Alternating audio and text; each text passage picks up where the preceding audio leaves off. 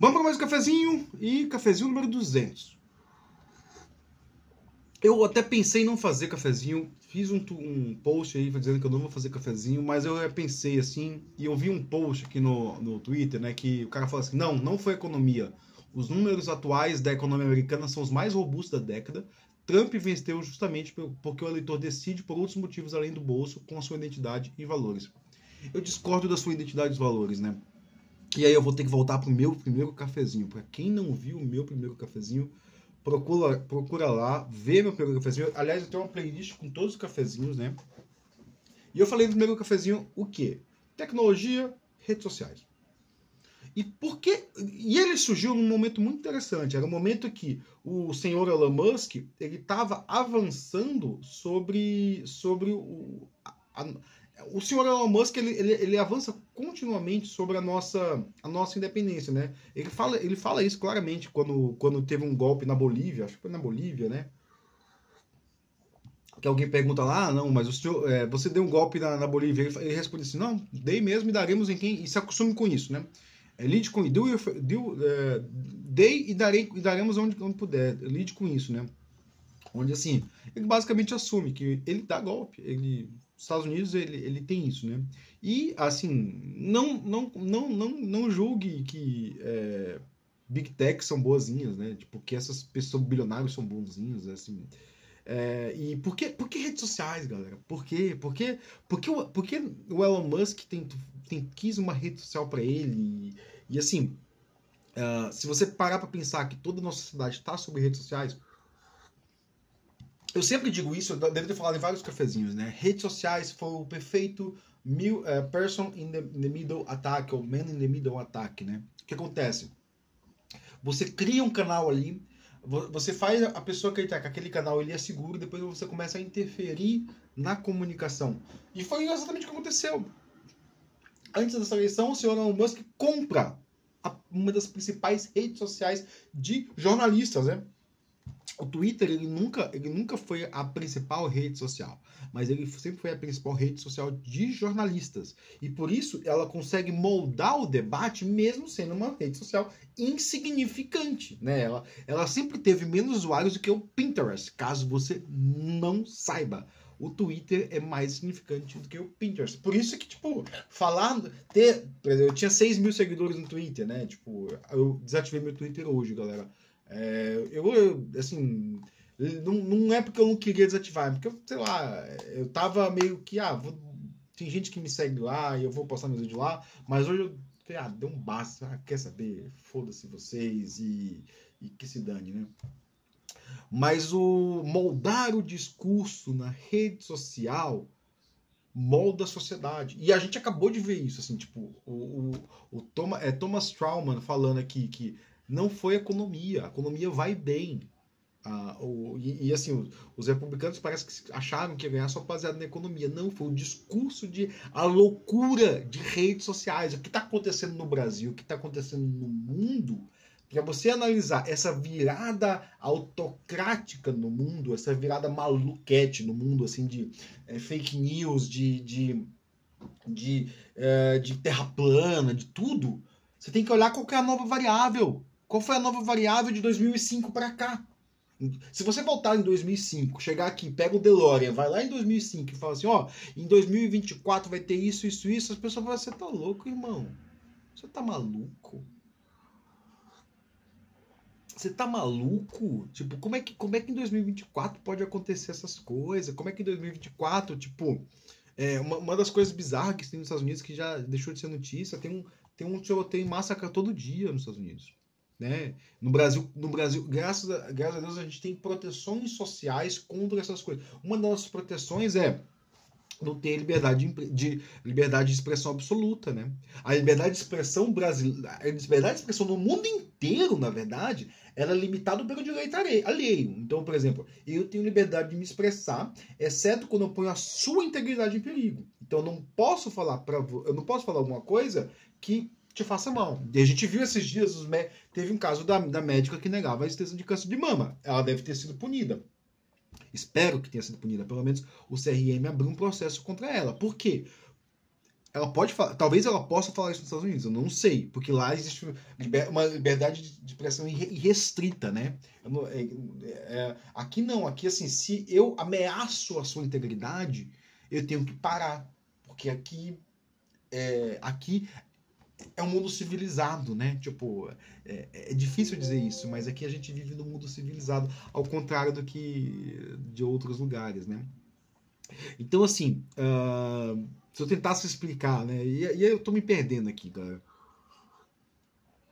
Eu comecei tentando falar de como redes sociais impactou, porque não é economia, não são os valores, são os costumes. Existe a rede social moldando os valores e os costumes. Então, assim, se você pegar o significado de alienação, alienação é quando eu te deixo alheio à realidade. Quando você para de focar na realidade e começa a focar em outras coisas, ficar preocupado com outras coisas. O que é o cara alienado? O cara alienado é aquele cara que só pensa em uma coisa, só pensa em carro, só pensa em música. Ele está alienado da realidade. Só pensa em futebol, né? A gente sempre falava que o brasileiro é alienado, ele só pensa em futebol, né? Isso... Pô, volta pra pensar em futebol, por favor. Tipo, esses tiozinhos. É engraçado, esses tiozinhos aí que tudo. Que fica cantando hino pra pneu, eles tudo estavam loucos pro futebol em 94, 95, 2000. Era tudo isso, né? E do nada eles viram loucos cantando pra pneu. Por quê? Porque a rede social tirou eles daquela alienação e botou eles em outra alienação. E como é que a gente desaliena as pessoas, né? E aí eu vou... É a terceira vez que eu gravo esse vídeo, toda vez eu pego esse livro, né? Eu peguei para ler esse livro esse ano, o Propaganda do Jack Zelu, né? E ele tem uma máxima maravilhosa, assim, que tá até na minha capa do Blue Sky. Eu vou ler pela capa do Blue Sky, né? Que ele fala que a propaganda, assim, redes sociais são máquinas de propaganda do jeito que elas estão hoje em dia.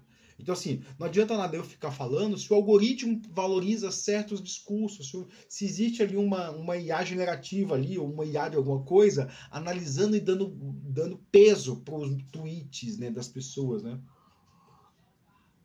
Ou, mesmo que não exista, se já existe uma massa pensante ali que tem uns certos valores e culturas, isso tudo vem do propaganda, né? Então vamos fazer uma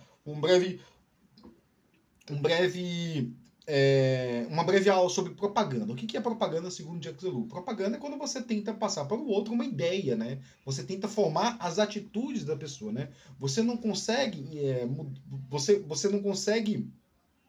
que ele fala uma coisa muito interessante, que você consegue moldar o que ele vai fazer através da propaganda. Você coloca medo, você cria uma raiva, você cria emoções nele, né? Você cria histórias, cria notícias, né?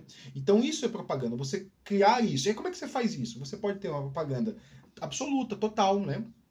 Que você pega e fala assim, olha, a gente vai fazer o quê? Vai ocupar os jornais, fazendo colunas, vai ocupar as mídias, aí na época, assim, TV eu não sei se era importante na época, né? Mas vai ocupar o rádio, né? Vai ocupar o rádio fazendo notícias falsas e histórias e tudo isso para moldar o que as pessoas acreditam. E quando as pessoas começam a acreditar, né? Isso é a propaganda direta, né? Ou, como ele fala assim, se a propaganda ela toma todos os meios, né? A gente tem, inclusive, pessoas dentro da sociedade fazendo propaganda, que os partidos políticos faziam isso antigamente, né? Botavam pessoas ali pagas para, tipo, estar lá no meio da sociedade fazendo... Hoje não existe mais sociedade, né? Existem redes sociais, né? As pessoas interagem através das redes sociais. Lembra que eu falei? Man in the Middle Attack. A gente tem um Man in the Middle Attack na sociedade. E aí existe essa máquina de propaganda, né? E quando essa máquina de propaganda molda o que a gente acredita, é o que a gente tem da propaganda sociológica. O que é a propaganda sociológica? É quando eu, por acreditar em uma determinada ideia, eu já digo ela, né? E como a gente para a propaganda? Essa é a grande pergunta. Como é que a gente para a propaganda? Porque, assim, os Estados Unidos vai pra merda. Beleza, tá lá, né? E como é que a gente para na gente, né? E aí o Jack Zelu ele começa o livro com um diálogo uma frase muito maravilhosa. A propaganda cessa quando um simples diálogo inicia. Então, quando eu começo a conversar com você, e é isso que eu faço aqui. Isso é uma conversa. Isso aqui é o simples diálogo. Eu falo sobre as minhas leituras, eu falo sobre as loucuras que eu penso, e tudo que eu estou tentando fazer é um simples diálogo para, sei lá, ser uma voz da razão aí. Mas, pô, Vitor, mas você pensa diferente. Como a pessoa fala assim, sim, talvez, né? Talvez porque é outra questão da propaganda. A propaganda sociológica, ela é muito moldada aos grupos, né? E por eu ser um migrante, né? Mas você não mora fora do Brasil. Eu moro fora do meu local, né? Eu sou do Piauí e moro em Campinas, né? Eu sou um migrante, né? De certa forma. Não emigrei do meu país, mas eu emigrei internamente do meu estado. Então, eu não faço parte de grupos, né? Assim, o meu grupo de escola não está aqui, o meu grupo de faculdade foi embora, porque todo mundo foi embora de Campinas. Então, eu não tenho grupos aqui que eu... E quando a propaganda, ela é baseada em grupos, né? Eu tinha a galera da minha turma da Unicamp. Essa galera não existe mais aqui. Até existe uns 2, 3 ali, tem que ter uma consultoria, e vive me chamando até, mas eu falo que eu não tenho muito interesse, né? E consultoria é boa até, né? E quando eu saio desse grupo, é que eu começo a olhar as loucuras do grupo e começo a ter senso crítico em relação ao grupo. Então, por exemplo, assim, por que a gente fala que dono de SUV branca é eleitor conservador? Porque as escolhas, e isso o livro diz também, né? As escolhas estéticas, as escolhas de bens de consumo são baseadas nesse grupo. Então, quando a pessoa compra uma SUV branca, por mais que ela não racionalize sobre isso, ela está tentando fazer parte de um grupo. Ela olha para um tipo de pessoa e ela tenta fazer parte de um grupo. Por que veio esses dias tinha um meme aí da orientação política baseada no chinelo, no tênis, né? O chinelo era socialista, a sandália era a sandália de couro era comunista, o chinelo havaiano era socialista, o chinelo havaiano branco de pedreiro, né? Que eu tenho, aliás, eu tenho uma sandália de couro, eu tenho uma havaiana e tenho um All-Star. O All-Star era social-democrata, e aí até o Coturno, né? O Coturno é a bota, que aí era autoritarismo de direita lá, que eu não vou citar o nome, né? Então, assim, esses memes, eles têm uma certa razão. Porque toda vez que a gente faz uma escolha estética, a gente revela que grupo a gente faz parte, né? E que grupo a gente já faz parte, a gente revela que propaganda a gente está submetida, ou que propaganda sociológica a gente está publicizando, né? Então, assim, esse cafezinho aí, eu vou terminar aqui, né? Ele foi meio que talvez um desfecho aí do cafezinho 1. Não vou parar os cafezinhos, apesar que eu tenho muito que questionar sobre o que eu tenho feito, né? Mas ele foi meio que um desfecho do cafezinho 1, que talvez tenha acabado esse ciclo, né? Esse ciclo de um maluco comprar uma rede social para interferir na eleição de um país, né? E eu falei sobre propaganda, porque tudo isso aqui foi propaganda, galera. E tudo que vai acontecer daqui para frente é propaganda. Enquanto a gente não regular as redes sociais, não entender que as redes sociais são tipo a nova praça pública, e que toda a nossa cidade está baseada em rede social, enquanto a gente não entender isso, a gente vai penar, e vai penar feio, entendeu? Vai penar feio. Enquanto a gente não disser para todo mundo, assim, por isso que eu sempre quando meu pai manda sempre fake news para mim, eu respondo com 2 coisas. O senhor ainda está naquele grupo, nesses grupos? Sai desses grupos. Não confia.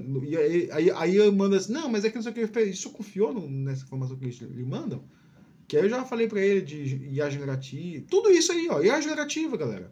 Por que você acha que eu tô investindo tanto em IA generativa? É pra quê? Porque qual que é a intenção? O que se ganha com isso aí? Pra gerar mais conteúdo, menos valor, ou sei lá, outra coisa? E IA generativa é pura propaganda sociológica. Por quê? Porque é o pensamento de massa. Eu tava pensando em falar cultura de massa, pensei em tocar ontem, mas assim, pessoal, já deu 14 minutos, chega de cafezinho e boa tarde, bom fim de mundo pra vocês.